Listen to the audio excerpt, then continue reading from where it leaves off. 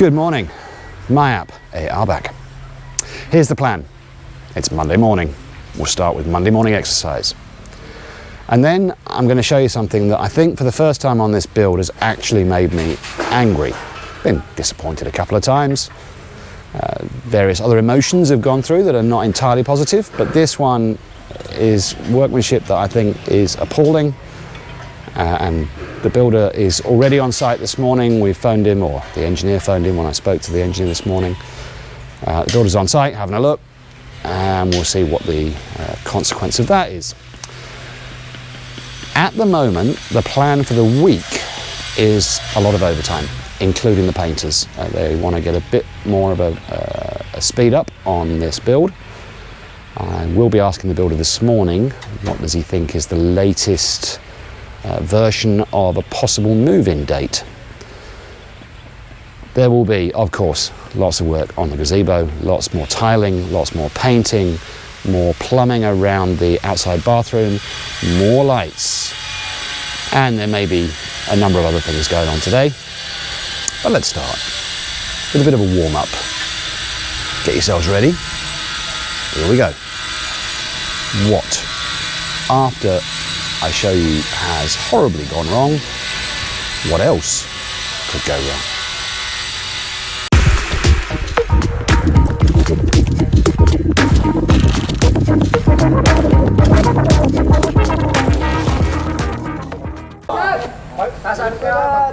One, two, 3, 4, 5, 7, 8, 6, 5, 2, 1, 3, 4, 7, 8, 6, 5, 2, 1. 1, 2, 3, 4, 5, 6, 7, 8, 7, 6, 5, 4, 3, 2, 1, 1, 2, 3, 4, 5, 6, 7, 8, 7, 6, 5, 4, 3, 2, 1, reverse, 1, 2, 3, 4, 7, 8, 6, 5, 3, 2, 1, next, 1, 2, 3, 4, 5, 6, 7, 8, 7, 6, 5, 4, 3, 2, 1, reverse, 1, 2, 3, 4, 5, 6, 7, 8, 7, 6, 5, 4, 3, Oh, it looks like we've got a new guy in the crew. Not wearing the right gear. There'll be a penalty for him. 7, 6, 5, 4, 3, 2, 1, reverse, 1, 2, 3, 4, 5, 6, 7, 8, 7, 6, 5, 4, 3, 2, 1, ending, 1, 2, 3, 4, 5, 6, 7, 8, 7, 6, 5, 4, 3, 2, 1, reverse, 1, 2, 3, 4, 5, 6, 7, 8, 7, 6, 5, 4, 3, 2, 1. 1, 2, 3, 4, 5, 6, 7, 8, 7, 6, 5, 4, 3, 2, 1, reverse, 1, 2, 3, 4, 5, 6, 7, 8, 7, 6, 5, 4, 3, 2, 1, Yagoy, 1, 2, 5, 6, 7, 8, 7, 6, 5, 4, 3, 2, 1, relax, 1, 2, 3, 4, 5, 6, 7, 8, 7, 6, 5, 4, 3, 2, 1, jogging. 1, 2, 3, 4, 5, 6, 7, 8, 7, 6, 5, 4, 3, 2, 1. Higher. 1, 2, 3, 4, 5, 6, 7, 8, 7, 6, 5, 4, 3, 2, 1. 1, 2, 3, 4, 5, 6, 7, 8, 7, 6, 5, 4, 3, 2, 1. Higher. 1, 2, 3, 4, 5, 6, 7, 8, 7, 6, 5, 4, 3, 2, 1. That's hard work. I'm not doing that again.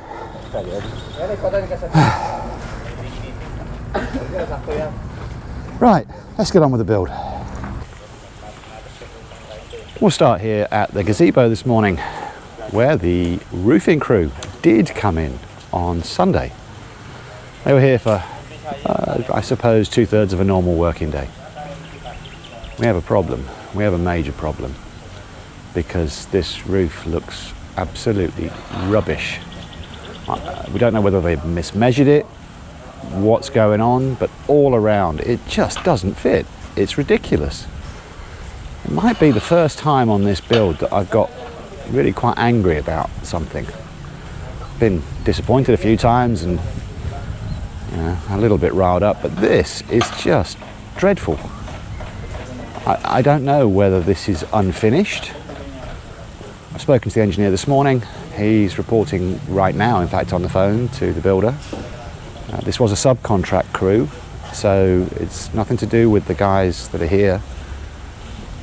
But it's just an appallingly bad bit of workmanship, and that's the first time that I think I can really say that on this build. So they'll have to come back, or somebody will have to come back, and quite honestly I think they might have to do the whole thing again. It just looks like it's been either mismeasured or mismade. I don't think it's just a case of bad installation, because it's so bad. If you look, you can see all the way around that the bottom beam on the edge is below the roof, which is wrong. You might be able to make out that at this end the roofing material covers a little bit of that beam, and at this end it's miles away. And it's true all the way around. The gaps are just all over the place.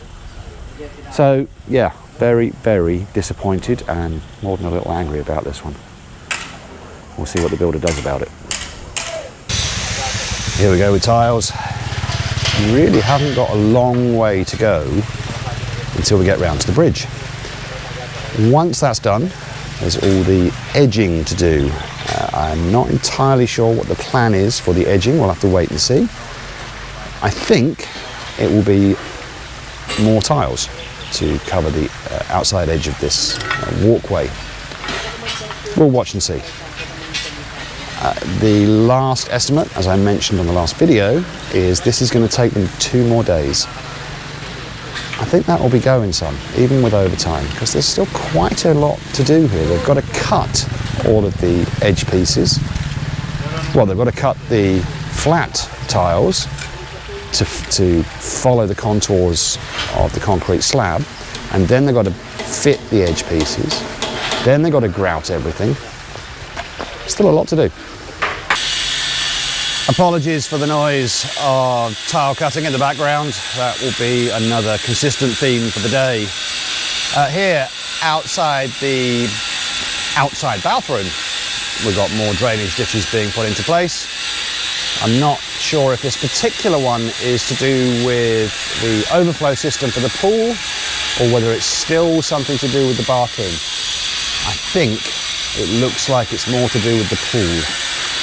I do know that inside the bathroom at the moment we do have our plumber, Mr. Rennell, working on trying to get that plumbing inside there finished off.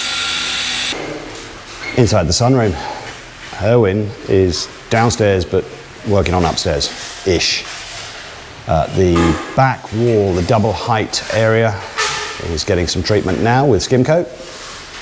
So I'm guessing they're trying to finish that area up and around the double height ceiling, which would then allow the glass guys to come back in and put the glass wall, well, the half wall, into the area just up above us here. I don't think there's any point in putting that glass in until most of this area is fully finished. Mr. Willie is back on site. He was a little unwell on Saturday, but back in today. I do know that he suffers from arthritis at times, so that does make it kind of difficult, particularly given that he's working at odd angles for most of his working day. The light upstairs is not the best, but this is the door into Jack's room, and this is the colour that we're going to be using for the door frame. So it's the kind of middle one of the 3 that they painted for us. Kind of pretty closely reflects the colour of the door itself. This is Aldrin's room, George's room. I have asked the builder this morning, was there any particular issue that meant that this walk-in closet area didn't yet have any flooring? And no, there's not. It would have been done by now if we hadn't started building that gazebo. So we have pushed things back a little bit just here, but once the gazebo's done, this will be one of the next steps. This is obviously a different view of the gazebo and its new roof. Now from this angle, the top surface looks generally okay. I will try and get the drone up there later and get a closer look, because on the back right corner, that doesn't look right. All the way around the edge doesn't look right. So definitely a big fix required here. The guys at the moment are back working on the metal fairings in preparation for adding a ceiling. I don't know whether we're going to see any of that ceiling going in today. That might be asking a lot. We'll see how they get on though. While I'm here on Jack's balcony, the glass guys did say that this balcony wall is done. And it does now look like everything is aligned and at the right height. I think they've done a good job. At least with this one. I'll have a look at the other ones just to make sure they all match up as well. In the master bedroom, we've now got Ernie preparing to do some finishing on the skirting boards here. So at the moment, just putting some tape down on the floor to try and limit any paint or lacquer or whatever they're using spilling over onto those engineered wood flooring panels. And then we'll see later on today what kind of colour we end up with. Once again, the boss is meeting, and I did just ask, what is the new revised estimated date for completion? When can we move in? And the builder now says before the end of November. So that gives us another, what's that, 8 or 9 weeks? Then maybe we're in. Hope so, because one of our sons is coming back from Hong Kong, where he works. That's Alex. He'll be back here on the 28th of November. We really want to be in before that. Well, we've had the conversation with the builder, and I think this cock-up of a roof is predominantly down to miscommunication. So the fix that they're going to do is, you might be able to make out on this end now, the silver colour beam at the end of the roof, at the bottom of the brown coloured vertical panels, the flashing, that is being adjusted so that now, in theory, or when they're finished, the flashing will come down to cover part of that beam. They'll then paint the beam to match the colour of the flashing, so you won't really see that there is a beam there. At least that's the theory. So the miscommunication, I think, was down to between the builder and the foreman about the angle and the height of that beam across, the C-purlin, the silver beam, and then with the team that did the roof installation, it just all went horribly wrong. The fix, I think, maybe doesn't take too long. It doesn't cost us any money. This was again a fixed price deal agreed with the builder, but it just means that again we're tying up people making a fix when they could be working on completing the house elsewhere, which is frustrating but not the end of the world. If we can get through this and get it done today, and I suspect they will, then we haven't lost a mountain of time. It might add another day or so to the final handover of the house, but it can be fixed. I'm not sure I'm massively happy with the fix, but we'll see when they're finished how it all looks. It's 4:30. The bell's gone. A few of the guys have headed out, but very few. We still have quite a few guys on site, and that includes an extra team that are here at the moment. I'll go and have a look at those in a moment. Before we look at anything else, today's contribution is from the Cosmic Snail. In fact, it's from the Cosmic Snail's 9-year-old son, who shared a joke. Why did the toilet roll not cross the road? Because it got stuck in a crack. The Cosmic Snail then says he is impressed by the fact that his humour has been passed on to his son. He's not sure if that sense of humour is for the good or the ill of the species. But there we go. Let's see what's been going on around the site today. The biggest change in the gazebo is in the structure to support the roof. A lot more of the carrying channels and the metal fairings are in place. We've got electrical conduit that's going across the roof, coming out in various different points. Plus, of course, there's the whole question of the adjustments to the edge, which we'll try and have a look at now. There is still some work going on, and I think honestly we're not going to know the outcome until we get those bottom beams painted to match the roof. I'm not at all convinced it's a good solution, but at least now they've matched up the fascias with that bottom purlin. And they seem to have done that, I think, pretty much all the way around. It's not entirely easy to see. In fact, on this side, sorry about the sun, it's still not a great solution, because at this end the fascia now comes down to the bottom of the purlin, but at this end it's just about clinging onto the top. But as I say, let's see what the paint job looks like, and then we can judge. Tiling for the swimming pool on the outside, oh, they're getting close. There's only, I don't know, 10 feet, 3 meters or so still to go with fixing tiles in place. Most of the tiles have been cut. Once that's done, as I mentioned, the next step I think is the edges, so they will have to trim all these square edges to match the rather round edge of the slab, and then it looks like they will be using small pieces of cut tile as the vertical wall of that slab.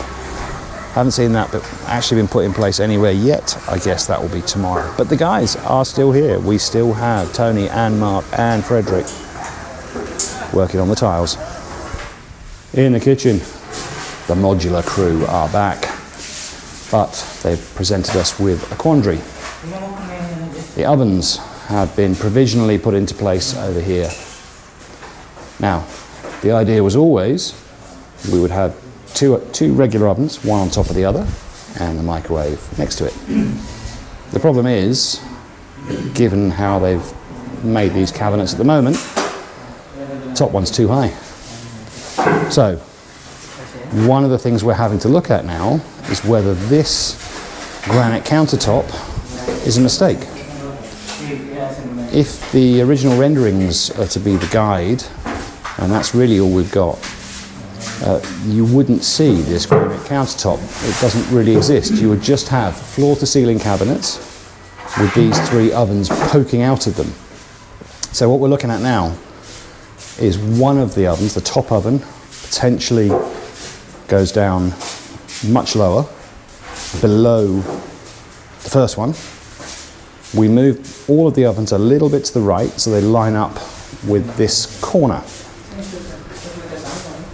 We've spoken to the engineer, he's going to talk to the builder. I think this countertop comes out. I think it just gets in the way, and it's something that the renderings, you wouldn't see this countertop on the renderings because they're not there. It's a pain because, you know, it takes time to put these things in place, but I think it probably has to come out. And something else that we missed, well, actually my beautiful Asawa noticed it and I was wrong. Here is where the dishwasher is going to go. There should be a granite countertop stretching across the top of it, providing there is enough height space to do that. And I think there is. I think we've had that conversation. So they're going to look at filling in that gap with a granite countertop additional piece. We do have lots more bits and pieces of a modular kitchen here. And one of the questions that we had has been provisionally answered, because looking around, there were no drawers. Everything was cabinets. Hopefully now, well, there's one down here that is clearly designed to be a drawer. Hopefully we'll have some drawers we can use. A lot more work for these guys to do. I guess they'll be continuing later this evening. The skirting boards in the master bedroom, well, basically they look exactly the same to me. There's no change that is obvious. So I imagine there was just some kind of maybe varnish treatment or something was going on with these, because the colour certainly hasn't changed. We do now have painted door frames for all of the upstairs bedrooms. They're definitely not finished. There's, I think, in most cases only one coat on there, but we're beginning to get the look of what those entrances will be. At the double height ceiling area, all of the upper platform and scaffolding is gone. We still do have platforms down below, and that's where Herwin was working earlier on today.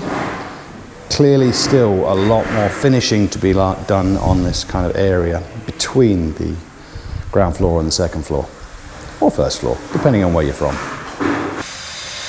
Still no skirting boards in Jack's room or Sabrina's room, but thinking about it, I don't remember seeing Richard today, and he was the guy that was dealing with all of this when it was being put in place, so maybe we just have to wait for him to return. Hopefully tomorrow. That's it for now. We'll probably come back and have one more little wrap up around about the time these guys are finishing, which should be around about 6 p.m. If not, see you tomorrow. It's just a little before 6 and the last of the guys are heading out. There really isn't anything materially different I can show you, so we'll leave it there. I started the day angry. I have to say, I'm still not a happy bunny. I'm using that as my excuse for messing up the joke and confusing roofs with ceilings.